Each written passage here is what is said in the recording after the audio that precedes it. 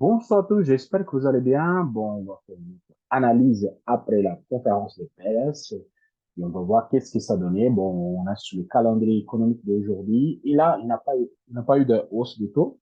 Ok, ça fait prévu de 0,5, mais il n'a pas eu. On gardait la même dynamique. Ok, par contre, à la conférence de presse, je pourrais rassurer le marché. Il y a eu hausse, mais cette hausse, elle n'a pas donné le top départ. Ok, pour le changement de tendance de moyenne courte terme pour le marché financier et vous allez voir pourquoi. Je passe pour demain pour voir déjà le PMI à 10 heures du matin pour le DAX, ok, pour ceux qui près de le DAX.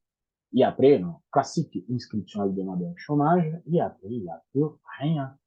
Ok, il n'y a plus rien. Et vendredi, on va le voir déjà. Normalement, vendredi, je ne travaille pas, mais je vous dirai s'il y a quelque chose pour vendredi. Le vendredi, il y a création d'emploi, taux de chômage, c'est important, PMI, très important. Et à partir de là, c'est bon. Donc, demain, il y a qu'une inscription hebdomadaire au chômage. Donc, si c'était là, il y a égal ou inférieur, ça veut dire que les indices c'est pour continuer à monter. Et là, ça va me donner un peu le rassure pour le rallye des fins d'année. OK? Je passe directement sur TradingView. Ça, je vais vous montrer quelque chose d'intéressant aujourd'hui directement sur le Nasdaq. OK. Quand je regarde la semaine, vous avez vu que chaque fois, il forme des grosses mèches. C'est pas le cas. On a dépassé déjà plus. Normalement, on fait que 50% de chandeliers intercession et on part là, on a cassé complètement. Quand je viens sur le daily, je me osais de tracer le Fibonacci. OK. Vous avez ça, c'est un Fibonacci non validé. Il y a cette petite astuce de 61 de retour. Et après celui-là, nous avons aussi cette zone qui fait une forte zone. Chaque fois qu'il touche, il casse. OK? Il peut retourner. Donc, attention sur les 50% ici. Et attention le 61. Le 61, c'est tout au bout. Donc, on peut venir sur le 61 et voir la correction. C'est observé. OK? Vraiment, c'est très, très, très observé cette situation-là, ce scénario. On n'a pas gagné encore pour deux parts à la hausse. Là, la noix, je commence à se retourner, on est à 50%, pas encore. Donc, il faut se méfier un petit peu avant de prendre de bonnes décisions. Moi, je vous dis, pour moi, le Nasdaq, il passe carrément en tendance haussière. Et là, on voit que ça, c'était juste une correction hebdomadaire. C'est le casse le 15 000. Au-delà de 15 000, oui. Casse, pullback, et après repart, comblement de gap, et après, record historique.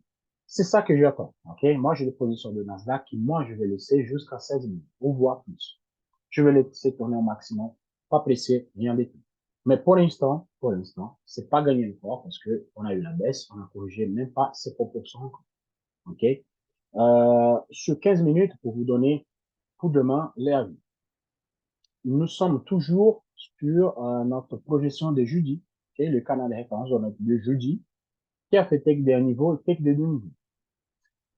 La question de tech des deux niveaux, normalement, quand on a un tech des deux niveaux, il y a une correction qui vient derrière. Ça, c'est pas moi qui dis, ça c'est pour mathématiques.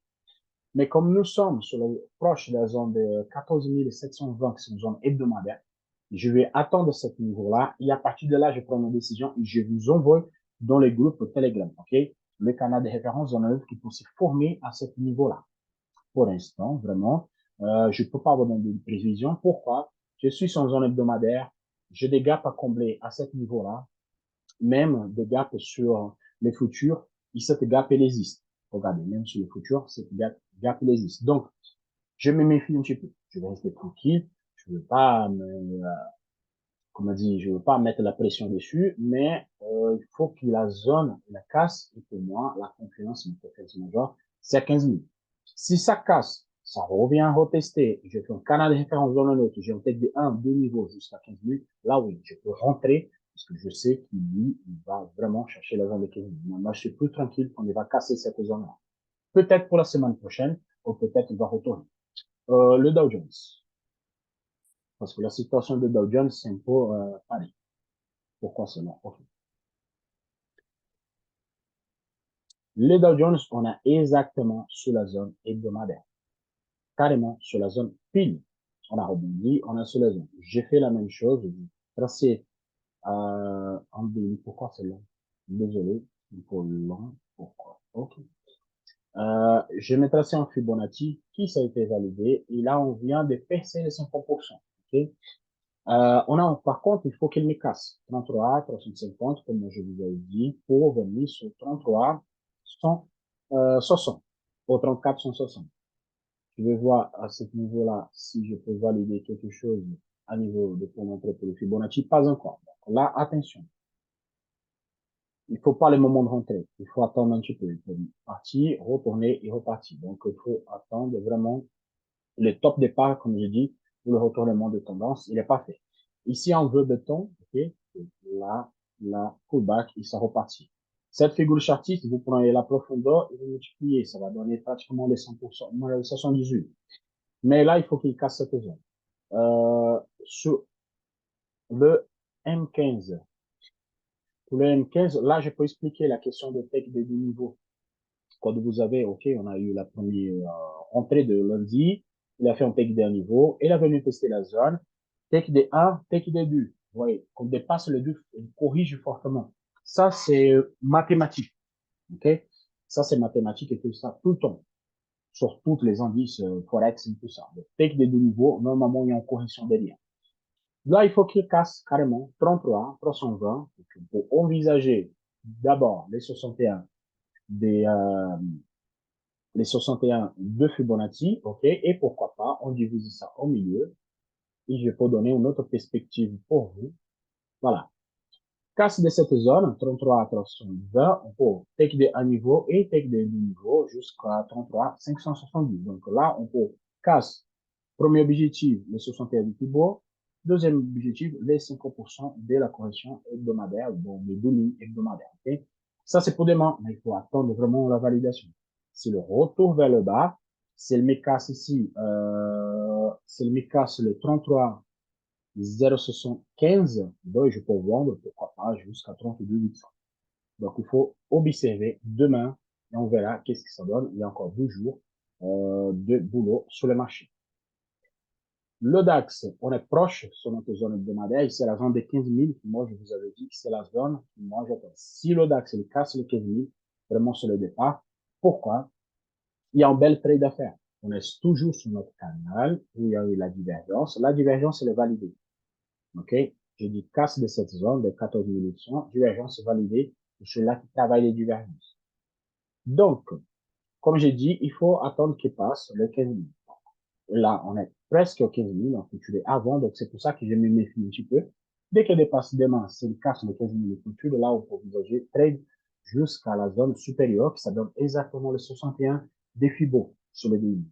Et c'est carrément la boîte supérieure de notre canal. Donc, pour demain, si on a un bel signal, on casse les 50%, on peut trader.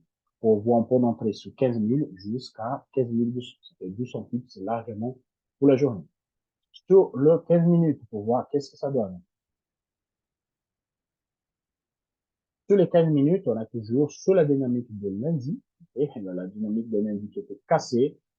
Take de 1, il a un pack pour le take de 2, le take de 2, ça fait exactement sur la zone hebdomadaire des 15 minutes. Donc, pour celui-là qui est en position, vous êtes encore dedans, donc il faut juste attendre. Parfois, il faut avoir la patience. Il faut avoir la patience, ok?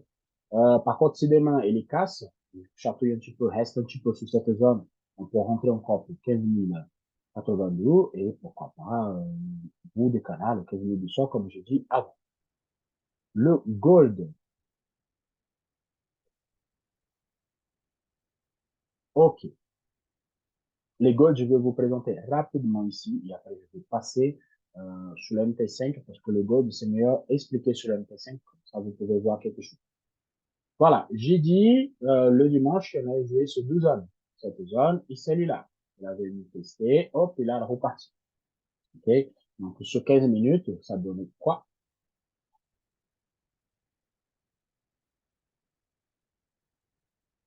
Sur 15 minutes, c'était simple. Casse vers le haut, take de un niveau, casse vers le bas, take de un niveau, take de deux. Et sur cette zone-là, vous allez voir ici que je vais tracer sur 1 minute parce que ça donne un trade. Et ça, je vous montre sur, je vais vous montrer ça sur le MP5, OK? Je donne la perspective pour demain. Je change le gold sur le MP5 pour plus simple. 15 minutes. Et hier, sur l'analyse de hier soir, je vous avais donné cette trade-là. Ok, je vous avais dit exactement ça. La barre supérieure, la barre inférieure, c'est celui-là, je crois que c'est, je me rappelle que j'ai fait l'analyse, j'ai envoyé, c'était le plus haut, le plus bas, la casse, on a fait un take, casse vers le bas, et on a fait un take de 2. Bon, on a pris un take de 1, mais c'était largement suffisant. Et après, on a testé cette zone, qui ça fait le 50% ici que je mesure. Donc, j'ai pris le plus bas, le plus haut, petit canal, hop, pour rentrer, take de 1 niveau, take de 2, et après, je fais plus rien. Pourquoi? Sur M1, c'est sur M1, non, c'est pas que c'est M1 que j'ai donné hier. Oui, c'est M1. Pardon, excuse-moi.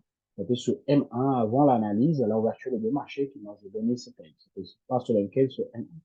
Donc, j'ai pris quoi? La board, la partie supérieure pour hier soir. Et je vais vous montrer sur l'analyse. On était plutôt ici.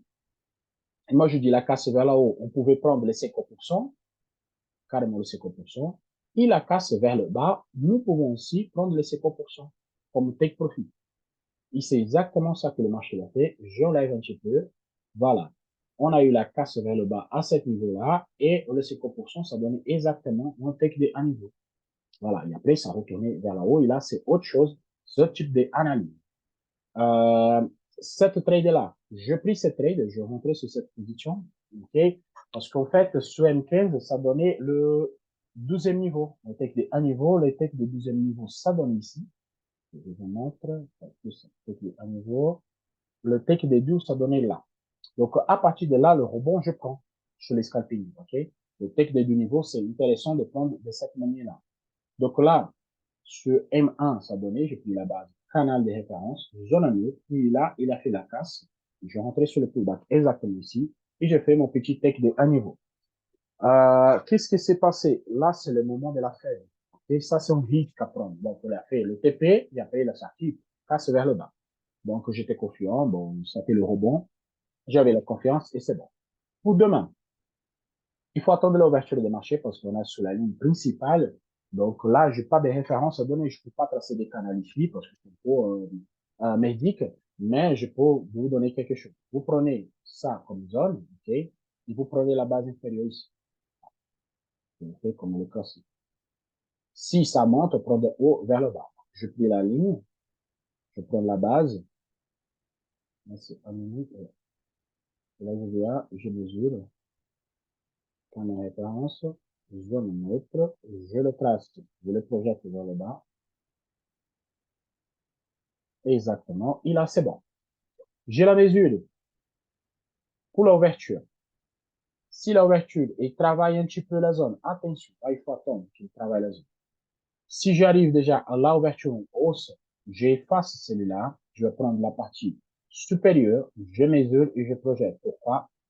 Inférieur à 19,82, je vais vendre. Supérieur à 19,82, je vais acheter. C'est ça la dynamique qu'il faut voir. OK? Donc, à ce niveau-là, si casse vers le haut, je peux faire un technique à niveau. Il casse vers le bas, je fais un technique à niveau qui s'appelle carrément sur le niveau de IA. Oh, le niveau que j'ai pris à celui-là, c'est le niveau que j'ai pris pour le trade d'aujourd'hui. OK? Sur le M15, OK, la projection, c'est complètement différent. Pourquoi nous sommes à ce niveau-là sur le graphique de daily de scalping? Pourquoi je peux rentrer en buy? Parce que si je rentre en buy ici sur M1, ça veut dire que j'ai une projection jusqu'à 87, qui c'est le take profit. Donc, il faut avancer jusqu'à là. Après, qu'est-ce qu'il va faire après? C'est autre chose. C'est pour ça qu'il faut bien regarder, pas marquer la ligne. Regardez, le 86, elle est là. Ça donne exactement mathématiquement, casse vers le haut, cette projection-là. 86,07. Sur M15, le 86,07, elle est très proche. Donc, 86,07, elle est là. Donc, au scalping, cette distance-là, elle est petite. Donc, vous pouvez le faire. Le buy, elle est largement faisable. Pour le M15 ou le intraday, c'est ça. C'est la même dynamique. La casse de 93 vers là-haut, je fais des buys. Touche la zone, refuse, casse vers le bas, le vend. Okay? Donc, on va jouer sur cette dynamique. Pourquoi? La semaine, elle a été 63, 1963, et 20, 23. Donc, c'est pour ça que je peux rester attentive. Comme vous regardez sur le graphique hebdomadaire, regardez. la zone de 63 et la zone de 23, qui c'est la zone supérieure. OK? Donc, demain, attention, j'espère que si les indices et le monde et les gold va continuer à corriger, OK, il va continuer à corriger, il va profiter. Je souhaite à tous une excellente journée de trading demain. On se voit demain soir pour de nouvelles aventures. À la prochaine. Ciao, ciao.